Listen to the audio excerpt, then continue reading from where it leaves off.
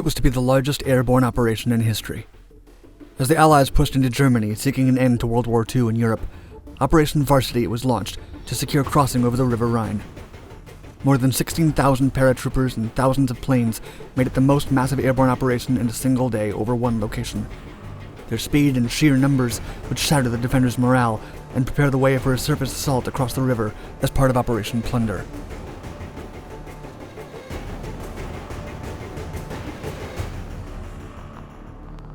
Allied Airborne Forces. In the years leading up to the Second World War, the United States Army developed airborne troops. This project began in June 1940 with the creation of the Parachute Test Platoon. The Army tested several airborne delivery methods to send forces behind enemy lines or to hold strategic locations. The new paratroopers underwent rigorous training. At the onset of World War II, they were assigned to one of the 5 airborne divisions or else to the parachute infantry regiments and battalions. In 1945, the Allies' advance into East Germany posed a challenge due to the strong German resistance and defensive positions along dangerous rivers. One of the biggest obstacles was the Rhine, since its currents and steep banks created a natural barrier. Few bridges could withstand the pressure. This meant an amphibious landing was the only option. Strong defenses suggested that this landing may result in many casualties. Therefore, the Allies searched for another way in. Allied planning.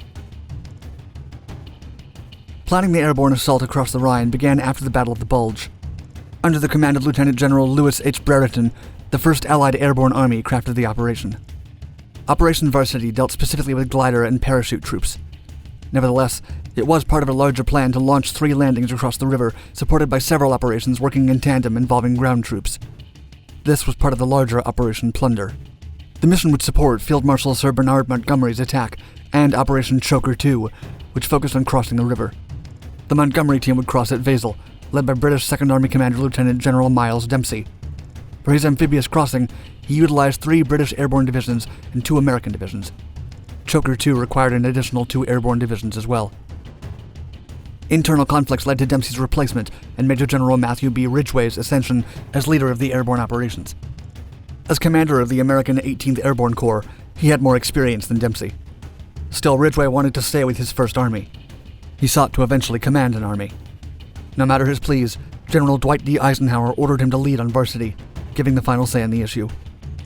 Ridgway and his staff worked tirelessly to plan the unconventional attack from their previous headquarters in Épernay, France. The 17th, 82nd, and 101st Airborne Divisions returned to their home bases to rest for the upcoming battle. Ridgway planned for paratrooper support to arrive just after the amphibious operations began.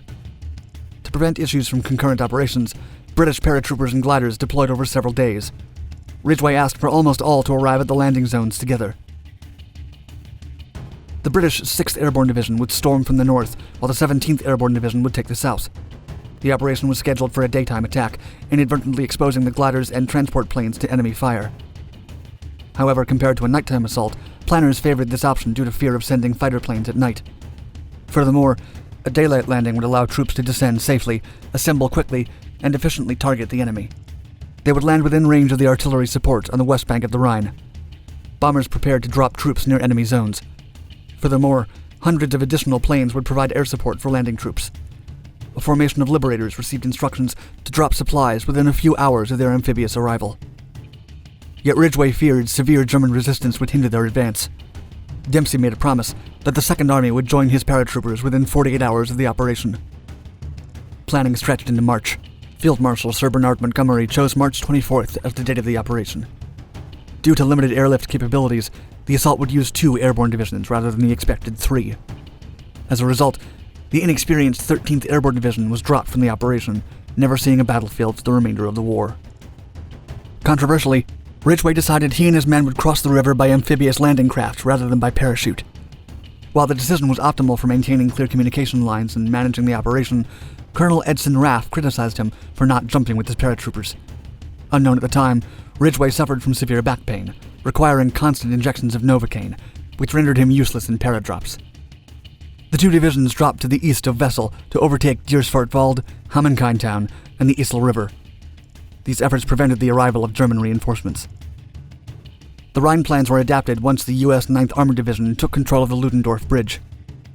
This led to the cancellation of Choker II, Naples II, and Operation Arena, all of which sought to drop even more airborne troops to the east of the Rhine. This was supported by an airlift of infantrymen. Operation Varsity was set to take its place in history as the most massive single-lift airborne operation in history. It also changed how such operations were conducted by sending paratroopers in after the amphibious landings rather than before.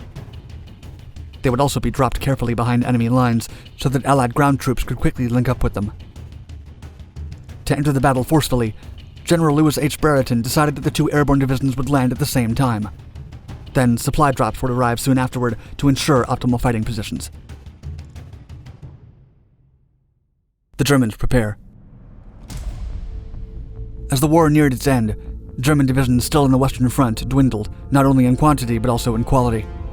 By nightfall, March 23, 1945, the Germans had about 10 weary and exhausted divisions left to fight.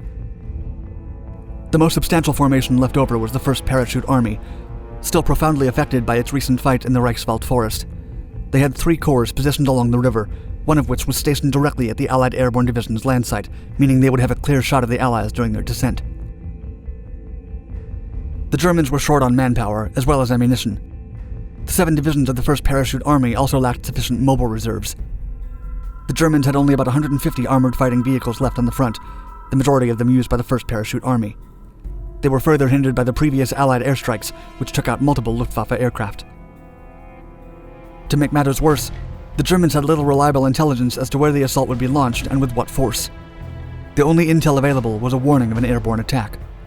Nothing was definite, until the British smoke generators created a 60-mile smokescreen. Operation Varsity. The operation's last briefings occurred 2 days before the landing. As dawn broke on March 24, 1945, British and Canadian troops left the airfields.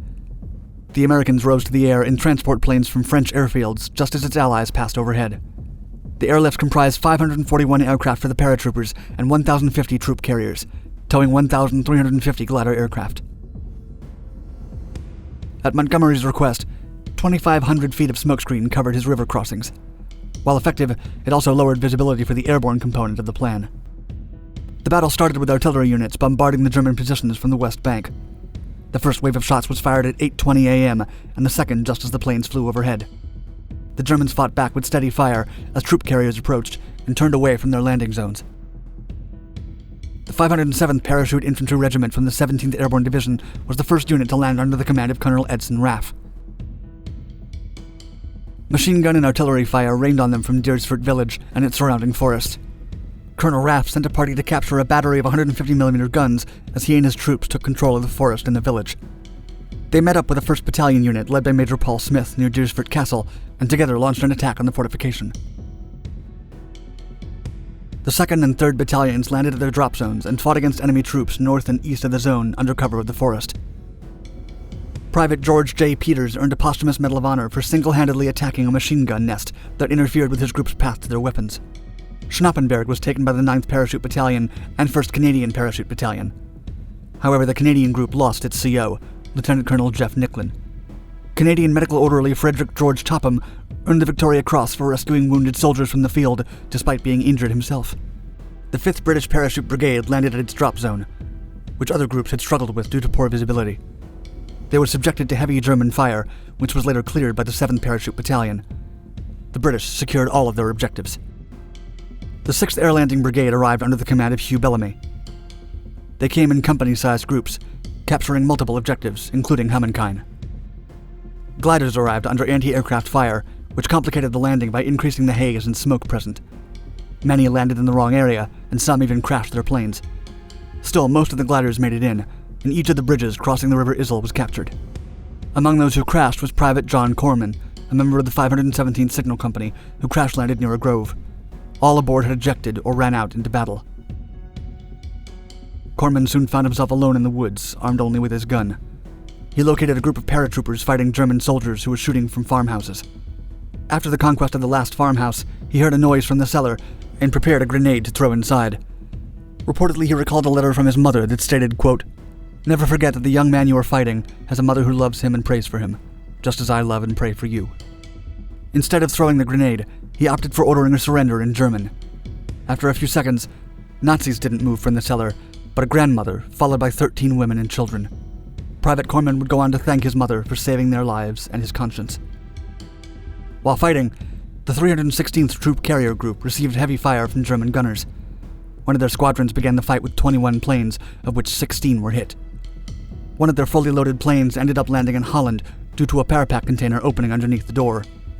Jumping past was too risky for the paratroopers. Therefore, they had to drive to the battle. Another aircraft crashed with no survivors.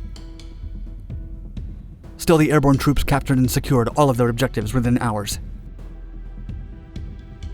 Aftermath.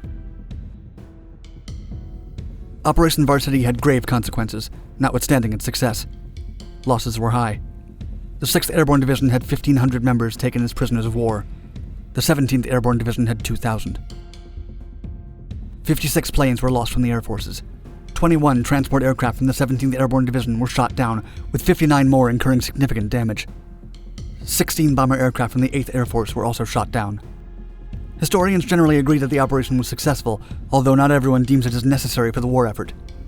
A supporter of the operation, General Eisenhower, called it, quote, the most successful airborne operation carried out to date. In his official summary, Major General Ridgway reported the operation as flawless at destroying defenses in a single day, which would have otherwise taken weeks.